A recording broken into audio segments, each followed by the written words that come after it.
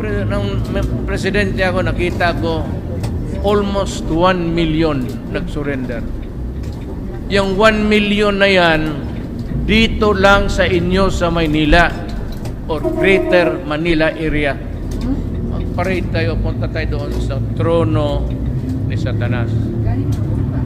Ang gawin ko sa harap ninyo, sampalin ko yung putang inang Satanas na yan at putulin ko yung ano niya, yung ikok, yung buntot niya.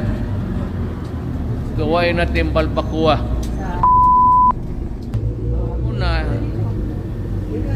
ilabas ko na lang yung yung sentimento ko sa pagkatao.